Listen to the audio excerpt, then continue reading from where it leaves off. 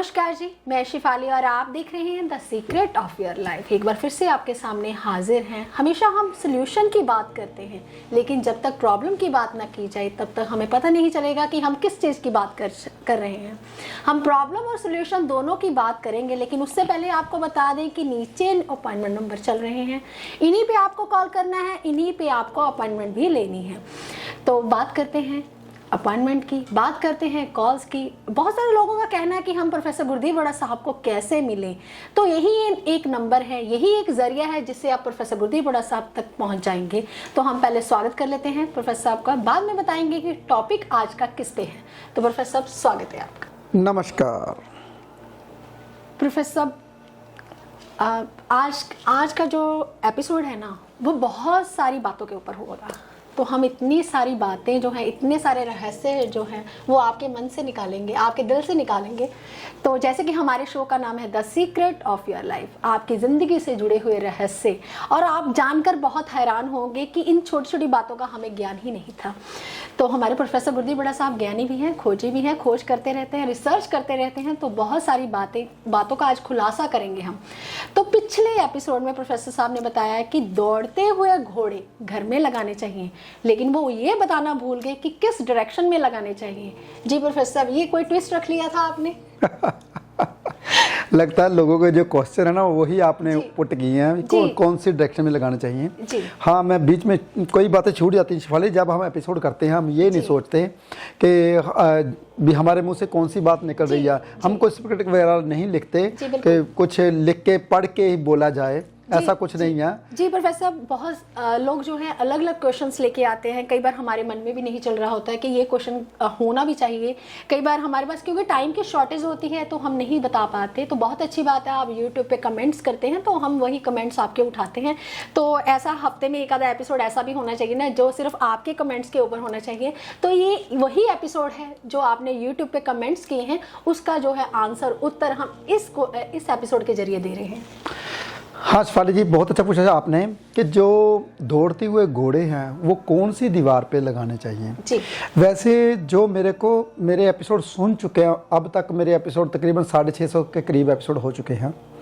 जो मेरे एपिसोड सुन चुके हैं उन सबको पता है कि दौड़ते हुए घोड़े कहाँ कौन सी दीवार पे लगाने चाहिए। जो नए नए व्यूअर हैं, जो नए नए जुड़े हैं, उनको बताने की ज़रूरत पड़ती है। तो बहुत से ऐसे रहस्य हैं जो मेरे व्यूअर हैं, जो मेरे को पसंद करते हैं, वो जान लेते हैं। उनको पता है प्रोफेसर साहब कहाँ कौन सी बात बोलने वाले हैं और किस डायरेक्शन की बात करेंगे।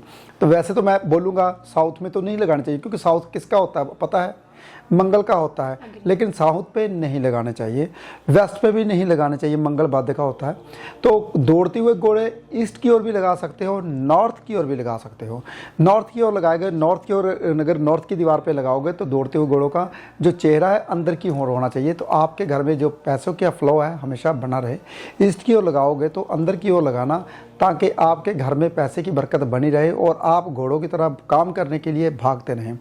साउथ में कम लगाने चाहिए, वेस्ट में कम लगाने चाहिए। जी प्रोफेसर साहब, इस एपिसोड का दूसरा सवाल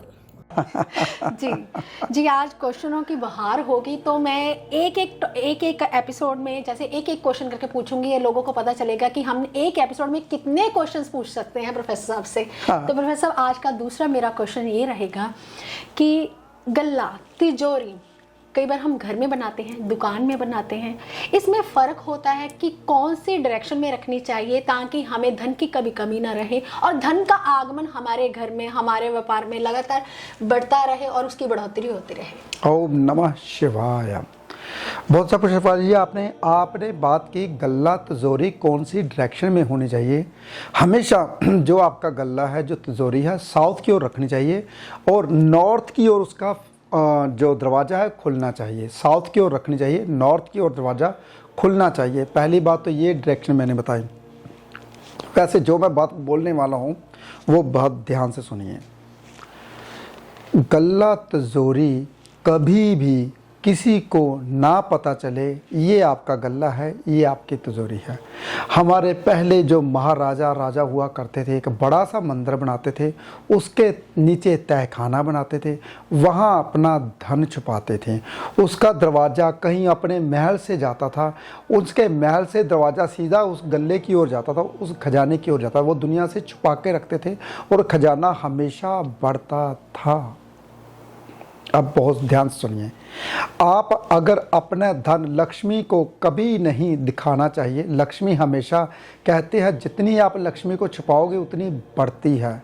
लक्ष्मी पैसा हो, लक्ष्मी आपकी औरत, जितना आप दूसरों के सामने अपनी लक्ष्मी को नंगा करोगे, पैसा दिखाओगे, मेरे पास इतना पैसा है, इतना, वो उतना पैसा कम होगा।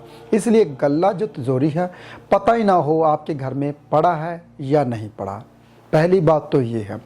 अब दूसरी बात, रखना आपको मैंने बता ही दिया, साउथ में रखना चाहिए ताकि उसका दरवाज़ा नॉर्थ की ओर खुलता हो।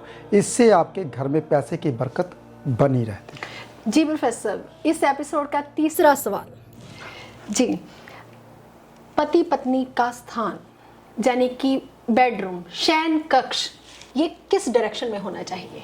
शयन कक्ष शेफाली जी, अगर नया नया जोड़ा है जी, तो वो साउथ ईस्ट की ओर होना चाहिए ताकि वो बच्चे जल्दी पैदा करें। जी, वैसे तो नेत्रकोण सबसे बढ़िया है, घर का हेड रहता है, वहीं पे होना चाहिए। और अगर आप शयन कक्ष आप नॉर्थ वेस्ट में बनाते हो तो उसमें भी आपके नए नए ख्यालात, नया नया काम करने का जोश बना रहता है। जी प्रोफेसर साहब, ये पति पत्नी के प्यार जो संबंध बनाने वाली जगह होती है, जिसे हम कहते हैं कि हमेशा जो उनका संबंध बरकरार रहे, वो आपने बता ही दिया। ऐसे बहुत सारे क्वेश्चन जो हैं हम इस एपिसोड में पूछेंगे, क्योंकि हम हर बार बात करते हैं tip of the day, tip of the day, her episode में मैं बताती हूँ, लेकिन यही एक एपिसोड है जिसमें सारे टिप ऑफ द डे हैं।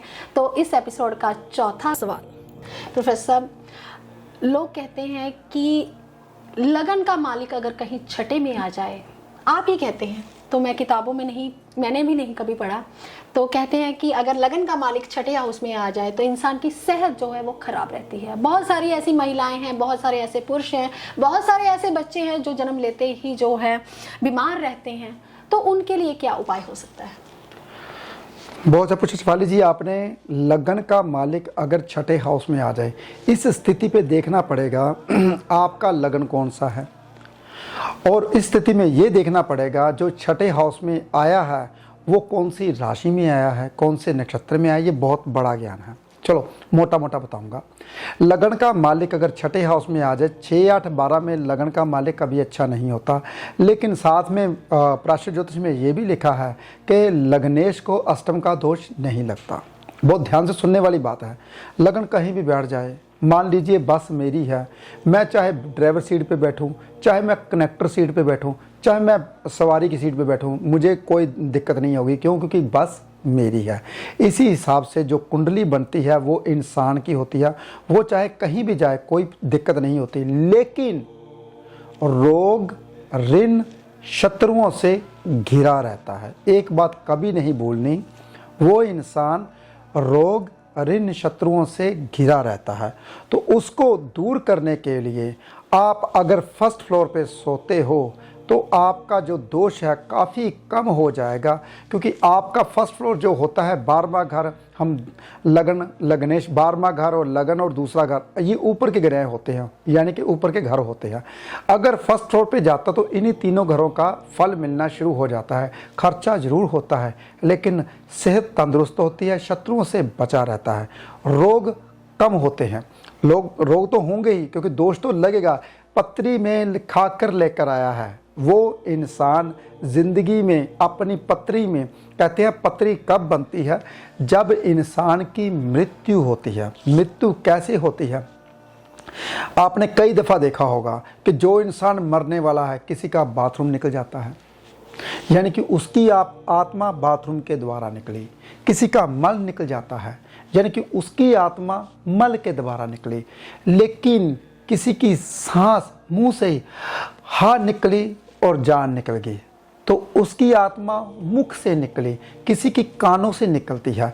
जो ऊपर के पार्ट से निकलती है वो आत्मा भगवान के साथ जाके जुड़ती है। जो नीचे के पार्ट से निकलती है उसको नरक के द्वार थोड़ा सा भोगना ही पड़ता है। चलो, ये बातों बातों मेरे बात से निकली तो मैंने पूरी कर दी, क्योंकि मेरी बातें ऐसी होती है कि अगर बात पूरी ना हो तो मज़ा नहीं आता।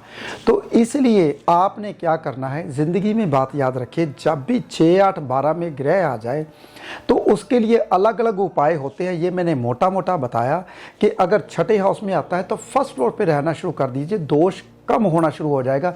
ये सभी के लिए उपाय है, ये नहीं कि मैं एक के लिए प्रॉपर बता रहा हूँ, लेकिन फिर भी कुंडली के मुताबिक ज़्यादा अच्छे उपाय हो सकते हैं। जी प्रोफेसर साहब, इस एपिसोड का 5वां सवाल। जी प्रोफेसर साहब, बहुत सारी कुंडलियों में ऐसा होता है कि चंद्र जो है वो 8 नंबर राशि का होता है, यानी कि चंद्रमा नीच हो जाता है। तो ऐसा सुनने में भी आता है कि माता जैसी महिलाओं का, जैसे कि माता कष्टकारी हो जाती है, माता जैसी महिलाओं का मतलब करके आया होता है, कोई ऋण देना होता है, ऐसा उसका मन जो है आभारी ही रहता है, मन जो है उसका बेचैन ही रहता है। तो ऐसे लोगों को मन जो बेकरार रहता है, बेचैन रहता है, इससे छुटकारा कैसे पाया जा सकता है? बहुत अच्छा प्रश्न फाली जी आपने पूछा कि चंद्रमा अगर वृश्चिक राशि का हो जाए तो मन परेशान रहता है, माता परेशान रहती है, मात्र ऋण लेकर आता है। बहुत सी ऐसे बातें हैं जो किताबों में लिखी होती हैं। तो शेफाली जी, पहले तो मैं ये बोलूँगा, अगर आपका 12वें घर का मालिक है चंद्रमा जी, और आपका सिंह लगन है, वो नीच हो गया तो खर्चे बचेंगे, बंदा कंजूस हो जाएगा। अच्छी बात नहीं है ना। लेकिन वैसे उसका मन जो है वो परेशान ही रहता है। बताता हूँ शेफाली जी, पूरी बातें बताता हूँ। अगर छठे हाउस का मालिक चंद्र है तो वो नीच हो गया, छठे हाउस का मालिक, तो वो अच्छा है ना, रोग ऋण शत्रु कम आएंगे। लेकिन आपको एक चीज़ और बताता हूँ, बुरे घरां के मालिक अगर नीच हो जाते हैं, कमज़ोर हो जाते हैं, तो आप में ताकत भी कम रहती है। छठे हाउस का मालिक अगर नीच हो जाता है तो आप शत्रुओं से लड़ नहीं पाओगे, डर के घर में बैठ जाओगे। बहुत ध्यान से सुनिए, अगर 8 हाउस में का मालिक अगर नीच हो जाए तो आप घबरा जाओगे, मुसीबत कभी भी सिर के ऊपर नहीं ले पाओगे। खड्डों का घर होता है ना, मुसीबतों का घर। अगर 12वें घर का मालिक अगर नीच हो जाए, हॉस्पिटल जाने से डरोगे, विदेश यात्रा, हवाई जहाज के ऊपर बैठने से डरोगे, नहीं, खर्चा करने से डरोगे, अरे इतना खर्चा होगा तो मेरा क्या बन जाएगा। ये भी घर पावरफुल होने चाहिए, तो बंदा दलेर होता है, तो इससे वो कामयाब हो जाता है। अगर 6, 8, 12 के मालिक भी अगर स्ट्रॉन्ग हों तब भी इंसान कामयाब हो जाता है, विपरीत राजयोग बनता है उनके घर के भी मालिक उठ बैठ जाए तो। चलो, ये तो मैंने वैसे बातों में बात कही। अगर नीच हो, चंद्रमा नीच हो, तो पहली बात तो ये है, अगर लग्नेश नीच हो तो कच्चे दूध की मालिश करके नहाना चाहिए, ताकि लग्नेश नीच हो उसका फल पूरा हो जाए। नीच का तो तभी होगा ना जब आपको पता चले भी हमें उस, कहते हैं कि अगर आपको विटामिन सी की कमी है तो आप विटामिन सी की गोलियां खानी शुरू कर देते हैं, और मौसमी का जूस पीना शुरू कर देते हैं, नींबू वगैरह लेना शुरू कर देते हैं, पता है ना आपको। इसी तरीके से अगर चंद्रमा नीच हो तो अगर अच्छे घरों का मालिक, चौथे घर का मालिक हो, पंचम घर का मालिक हो, 9वें घर का मालिक हो, लगन का मालिक हो, तो कच्चे दूध की मालिश करके नहा सकते हैं। इससे आपका जो चंद्रमा नीच है वो नीच नहीं रहेगा, रोम छिद्रों के द्वारा आपको उसकी पूर्ति मिल जाएगी। नंबर 1, अगर कहीं बुरे घरों का मालिक है तो उसका दान पुण्य करना चाहिए, ताकि आपका जो चंद्रमा नीच है उसका नीच फल आपको ना मिल पाए। धार्मिक स्थानों पे दान पुण्य करना चाहिए, अगर किसी इंसान को या संस्था में नहीं देना चाहिए। अगर चंद्रमा नीच हो, धार्मिक स्थान पे, बहुत ध्यान से सुनिए, खासकर अगर बहुत आसान उपाय बताऊं तो शिवलिंग के ऊपर कच्चे दूध से जल अभिषेक करना चाहिए, तो उससे सबसे बढ़िया होता है। सोमवार, सावन का महीना चल रहा है, तो अगर यहीं पे आप देते हो तो क्या बात है। बहुत अच्छी बात बताया था मैंने पिछले एपिसोड में, 4 से 5 करोगे तो बहुत अमृत जैसा फल मिलेगा, 5 से 6 करते हो और 3 से 5, 4 करते हो अमृत जैसा फल, 4 से 5 करते हो दूध जैसा फल, और 5 से 6 करते हो जल जैसा फल मिलता है। इसलिए 6 से पहले ही करना चाहिए अगर कहीं शिवलिंग के ऊपर जल चढ़ाना हो तो। जी प्रोफेसर साहब, इस एपिसोड का 6वां सवाल। जी, बहुत सारे लोग कहते हैं कि राहु काल के वक्त कोई कार्य नहीं करना चाहिए। तो प्रोफेसर साहब, ऐसे कई बार आपके पास भी लोग या ज्योतिषी आते हैं, कहते हैं कि राहु काल शुरू होने वाला है, हम प्रोफेसर साहब से बात नहीं करेंगे, हमारा समय जो है वो आगे कर दीजिए। तो ऐसा करना चाहिए या दिन के समय राहु काल किस वक्त होता है? आप थोड़ा सा दृष्टिकोण डालेंगे, थोड़ा सा विचार, इसको थोड़ा सा लोगों को मतलब हटाइए इस चीज़ से, या फिर लोगों को बता ही दीजिए कि किस दिन किस समय राहु काल रहता है, उस समय आप कोई अच्छा कार्य मत कीजिए। बहुत अच्छा प्रश्न शिफाली जी आपने। पहले तो राहु काल के बारे में बताता हूँ। राहु काल कभी रात को नहीं लगता, राहु काल हमेशा दिन में ही होता है, सूर्य उदय से लेकर सूर्य अस्त तक। ये राहु काल क्यों? क्योंकि सूर्य अगर होगा तभी तो लगेगा, नहीं तो नहीं लगेगा। पहले तो ये कुछ लोग रात को ही मानते हैं, लेकिन ये गलत है। दूसरी बात, बहुत ध्यान से सुनने वाली बात है, राहु काल संडे के दिन, एतवार के दिन 4:30 से लेकर 6 बजे तक शाम को लगता है। बहुत ध्यान से सुनिए, नोट कर लीजिए, फिर से क्वेश्चन मत पूछना ये कब लगता है, कैसे लगता है। मंडे के दिन सुबह लगता है 7:30 से लेकर 9 बजे तक। बहुत ध्यान से सुनिए। ट्यूसडे के दिन, मंगलवार के दिन राहु काल लगता है 3 बजे से लेकर 4:30 बजे तक। और बुधवार के दिन, सोमवार बता दिया, मंगलवार, बुधवार की बारी, बुधवार के दिन राहु काल लगता है 12 बजे से लेकर 1:30 बजे तक। वीरवार के दिन राहु काल लगता है 1:30 से लेकर 3 बजे तक। और शुक्रवार के दिन राहु काल लगता है 10:30 से लेकर 12 बजे तक। और शनिवार को सुबह 9 से लेकर 10:30 बजे तक। ये सिर्फ 1.5 घंटे का ही होता है। और आपको एक और बारीकी में बता दूं, ये सूर्य जब कितने बजे उदय होता है उसी हिसाब से लगता है। कई दफ़ा तो 35 मिनट, 45 मिनट, 1 घंटा आगे पीछे हो जाता है। ये जगह का, मान लीजिए बम्बे में जो सूर्य उदय हो रहा है वो आजकल हो रहा है 5:40 पर, 45 मिनट पर। जो पंजाब में सूर्य उदय हो रहा है वो 5:35 पर, 40 मिनट। ये देखना है आपने किस शहर में बैठे हुए हो। मैंने मोटा मोटा बता दिया राहु काल कब लगता है, कौन से दिन कब लगता है, ये मैंने मोटा मोटा बताया, बारीकी में नहीं। बारीकी में गणना करनी पड़ेगी, फिर वही बात आ गई। मैं बारीकी में बताता हूँ, ये बहुत बारीकी हमारी स्टडी है, इससे बिना गणना किए हम कोई बात नहीं बता सकते। लेकिन शेफाली जी की डिमांड पे और जो आप क्वेश्चन पूछते हो, उसी वजह से मैंने उसके आधार पे मोटा मोटा बता दिया। अब राहु काल का समय मैंने बता दिया, कौन से समय में कब लगता है। अब आई बात, उस समय क्या नहीं करना चाहिए। उस समय कोई भी नई चीज़ नहीं खरीदनी चाहिए, यात्रा नहीं करनी चाहिए। अगर यात्रा करनी जरूरी है, मान लीजिए आपकी ट्रेन ही मंडे के दिन 8 बजे है, तो राहु काल तो लगा हुआ है, तो आप क्या करिए, 10 कदम बैक चलिए। पहले 10 कदम बैक चलिए, फिर आगे चलिए, फिर राहु काल का जो असर है वो कम हो जाएगा। देखिए, ऐसे उपाय भी साथ में बता रहा हूं मैं। यही हमारे the secret of your life program का यही एक मुद्दा है, क्योंकि हम इसलिए मैं सारी बातें आपको बताता हूं। कुछ लोग तो ऐसे बोलते हैं, प्रोफेसर साहब आपने सीक्रेट के स्पेलिंग डबल सी डाल रखा है, गलत डाले हैं। अरे भाई, मैंने अपनी नंबरोलॉजी के मुताबिक 6 अंक बनाया है। डबल सी का मतलब डबल खड्डा, खड्डा गहरा और खड्डा। जितने आप मर्जी यूट्यूब के ऊपर वीडियो देखें, कहीं भी वीडियो पढ़िए, जो बातें मैं यहाँ पे बताता हूँ वो बातें आपको कहीं नहीं मिलने वाली। मैं आपको यूट्यूब के ऊपर फ्री ऑफ कॉस्ट ऐसा अपना ज्ञान दे रहा हूँ जो मैंने अनुभव किया है, जो मैंने किताबों में नहीं पढ़ता। मैं सिर्फ सोते वक्त भगवान से पूछता हूँ, आपको बताता हूँ। और ऐसी बातें मेरे को मैं किताबें बहुत कम पढ़ता हूँ, मैं सुनता बहुत ज़्यादा हूँ। जैसे कि मैं शास्त्रों सुनता हूँ, पंडित ब्राह्मण बैठा के सुनता हूँ, श्रोता बहुत अच्छा हूँ, पढ़ने वाला मैं नहीं हूँ, पढ़ता बहुत कम हूँ। पढ़ लिया मैंने पहले, मैंने पढ़ के ये जान पाया मुझे कुछ नहीं आता। हर दफ़ा ये लाइन मैं बोलता हूँ, पढ़ने से मुझे कुछ नहीं आता, सुनने में सब कुछ अंदर जाता है, इसलिए मैं सुनता बहुत ज़्यादा हूँ। तो ये बातें मैं सुनता हूँ, अंदर से सुनता हूँ भगवान से, और आपको बताता हूँ ताकि जो ज्ञान है आपको मिलता रहे। और दूसरी बात, रही बात राहु काल की, कभी भी राहु काल में कुछ नया शगन वगैरह नहीं करना, शादी विवाह हो रहा हो तो। राहु काल में कभी भी नई चीज़ नहीं खरीदनी, ट्रैवल नहीं करना, कोई अच्छा कार्य नहीं करना, शुभ मुहूर्त नहीं करना। तो ऐसा राहु काल में कर सकते हो।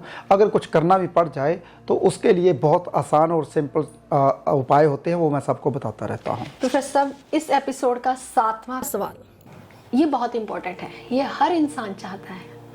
प्रोफेसर साहब, धन, प्रॉपर्टी, जायदाद कौन नहीं बनाना चाहता? कई बार बना लेते हैं लेकिन उसमें सुख प्राप्त नहीं होता। तो आप ही कहते हैं कि वास्तु के हिसाब से ही घर बनाना चाहिए, वास्तु के हिसाब से डायरेक्शन होनी चाहिए।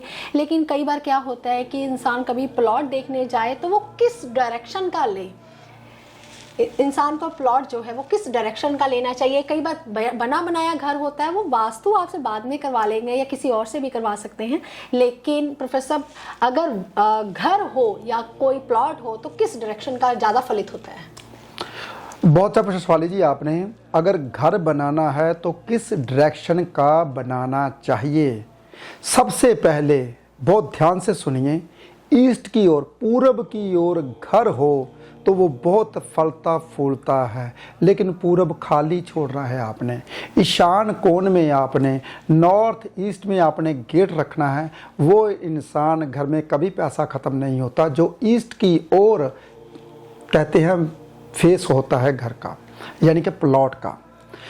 अगर आप नॉर्थ की ओर पैसा रखोगे, नॉर्थ की ओर गेट रखोगे आपका, तो पैसे की कमी वाकई नहीं रहती। तो इंसान भाग भाग के काम करता है, उस घर में दरिद्रता कभी नहीं रहती, आलस नहीं रहता। जिस नॉर्थ ईस्ट अगर घर हो तो, नॉर्थ की ओर आपका गेट हो तो नॉर्थ ईस्ट में, वहाँ भी नॉर्थ ईस्ट में गेट रखिए। और नॉर्थ की ओर प्लाट लेना चाहिए या ईस्ट की ओर प्लाट लेना चाहिए। अगर मजबूरन है आपकी, बहुत सस्ता मिल रहा है आपको, साउथ फेसिंग प्लाट बहुत सस्ते मिलते हैं और बहुत जल्दी बिकते हैं और बहुत जल्दी मिलते हैं। साउथ फेसिंग अगर आपका प्लाट है तो आपने साउथ में पहले शॉप निकाल लेनी है, फिर गेट रखना है ईस्ट की ओर। इससे भी जो साउथ का दोष है वो ख़त्म नहीं होता, कम हो जाता है। इसलिए तीसरे नंबर पे आप साउथ फेसिंग ले सकते हो, लेकिन शर्त आगे दुकान हो। वेस्ट फेसिंग भी आप ले सकते हो। वेस्ट फेसिंग में आलस रहता है, थोड़ा सा बंदा लेज़ी होता है, लेट जाते हैं, लेट आते हैं उस घर में। तो अगर उसका गेट भी नॉर्थ वेस्ट में गेट रखा जाए तो नेत्रे कोण साउथ ईस्ट भारी होना चाहिए वहाँ पे, तो भी वो घर ले सकता है। लेकिन शर्त गेट का कलर वाइट होना चाहिए। तो ऐसे आप अगर ले सकते हो, लेकिन पहले नंबर पे ईस्ट की ओर अगर आपका प्लाट है, उस इंसान का नाम होता है, उस इंसान में कभी पैसे की कमी नहीं होती। नाम जैसे जैसे नाम बढ़ता जाता है, पैसे वैसे वैसे बढ़ते जाते हैं। जी प्रोफेसर, इस एपिसोड का 8वां सवाल, जी प्रोफेसर, 8 नंबर शनि देव का स्लो कर देते हैं इंसान को। तो लग्जरी घर तो हो गया प्रोफेसर, लेकिन लग्जरी गाड़ी की बात आती है तो बहुत सारे लोग जो हैं अपनी कुंडली के हिसाब से गाड़ी का कलर मैटर करता है कि कुंडली के हिसाब से कौन सा कलर होना चाहिए। ये तो आप बताएंगे जब आपके पास लोग चल के आएंगे, ये तो आप क्वेश्चन रखेंगे। तो फिर सब बात आती है कि आम लोगों के लिए कि हमने गाड़ी लेनी है, अब लग्जरी घर है तो लग्जरी गाड़ी भी होनी चाहिए।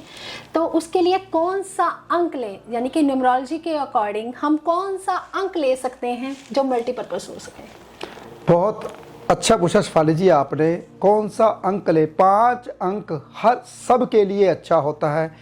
अगर दूसरे नंबर पे 6 अंक लेते हो तो और भी बढ़िया है। 5 और 6 ले सकते हो, ये आपको फलेगा ही फलेगा। और भी बहुत से अंक हैं, वैसे तो सभी अंक फलने वाले हैं। 1 नंबर सूर्य का होता है, नाम होता है भाई। दूसरा अंक चंद्र का होता है, थोड़ा कंफ्यूज करता है। 3 अंक गुरु का होता है भाई, ज्ञान आता है, इंसान ज्ञान की बातें करते रहते हैं। 4 अंक राहु का होता है, दुड़ाता बहुत है, परेशानियाँ भी देता है। 5 अंक बुध का होता है भाई। 6 अंक शुक्र का होता है भी, आपको पता है लग्जरी लाइफ शुक्र से ही आती है। 7 अंक केतु का होता है भी, केतु तो आपको पता ही है तड़फाता है। 8 अंक शनि का होता है और 9 अंक मंगल का होता है। लेकिन मैं सबके लिए बोलता हूँ, ये सब के लिए है। 5 और 6 अंक सभी ले सकते हैं। जी प्रोफेसर, इस एपिसोड का आखिरी और 9वां सवाल। प्रोफेसर, आप बहुत बड़े ज्ञानी हैं और खोज करते रहते हैं, रिसर्च करते रहते हैं। आप आजकल वेद पुराण पाठ भी सुनने लगे हैं तो धर्मात्मा लगते हैं कभी कभी बैठे हुए, तो लगते क्या है भी हैं, जो मुख से बोल देते हैं वो पूरा हो जाता है। तो आज आप अपने परिवार के लिए कुछ ऐसा बोल दें कि उनकी दरिद्रता, दुख, दर्द जो है वो कम हो जाएं और आपके पास भागते हुए आएं, क्योंकि आपका ऑरा ही इतना मैटर करता है कि अगर जब इंसान आपके पास आता है तो पॉजिटिव हो जाता है, मन जो है वो शांत हो जाता है, काम हो जाता है, काम डाउन हो जाता है ऐसा इंसान। तो फिर सब कुछ ऐसा एक ओम नमः शिवाय ही बोल दीजिए कि लोगों की ज़िंदगी जो है वो संवर जाए। ये भी शिफाली जी बहुत अच्छा पूछा आपने। 9 पूरे क्वेश्चन, लास्ट क्वेश्चन मुझे ऐसा लगता है 9 ग्रहों के ऊपर ही पूछा हो। मुझे अंदर से आवाज़ आती है जब भी कोई ऐसी बातें करते हैं, तो अंदर से भगवान मुझे ऐसा लगता है कि बुलाने के लिए मजबूर कर देता है सभी के लिए। ओम नमः शिवाय। जो इंसान परेशान हैं, जो इंसान कभी भी परेशानी ना आए उनके लिए, जो इंसान पैसे की ओर से परेशानी है, उनके पास पैसे की कभी कमी ना हो, किसी भी किस्म की दुख दरिद्रता ना रहे, उन सब के लिए ओम नमः शिवाय। और आज का 9वां सबके लिए सबसे आसान, सावन का महीना चल रहा है। नाग केसर लीजिए, चाहे 10 ग्राम चाहे 20 ग्राम, आप सोमवार को सोमवार शिवलिंग के ऊपर चढ़ा के आइए। इससे आपके कभी भी घर में पैसे की कमी नहीं रहेगी। और भोले शंकर तो वैसे ही भोले हैं, वो आपकी एक पुकार पे दौड़े चले जाते हैं, आपके दुख दूर करते हैं। और वो तो सिर्फ आपके दिल की आवाज़ सुनते हैं, चाहे दिल में ही बोलिए आप। और सोमवार को सोमवार आप शिवलिंग के ऊपर नाग केसर जरूर चढ़ाइएगा। जी, आज प्रोफेसर साहब ने 1 से 9 तक क्वेश्चनों के आंसर जो है बहुत अच्छे ढंग से दे दिए, क्योंकि 1 से 9 तक उनको लगा कि ये 9 ग्रहों की बात हो रही है। वाकई ये 9 ग्रहों की बात ही है, क्योंकि हम कभी कभी नवग्रह पूजा पाठ जो है, आराधना जो है वो घर पे भी करवा लेते हैं। तो बहुत अच्छी बात है कि 1 से 9 तक हमने जो क्वेश्चन दिए प्रोफेसर गुरदीप बड़ा साहब को, उसका निवारण, उसका हल जो है प्रोफेसर साहब ने बहुत स्ट्रिक्ट बताया। अगर आप भी मिलना चाहते हैं प्रोफेसर गुरदीप बड़ा साहब को, तो आपकी स्क्रीन के नीचे जो नंबर चल रहे हैं, फ्लैश हो रहे हैं, आप उन पे कांटेक्ट कर सकते हैं, अपॉइंटमेंट भी ले सकते हैं। आप खुश रहें, स्वस्थ रहें, आबाद रहें। आज के लिए इतना ही। नमस्कार।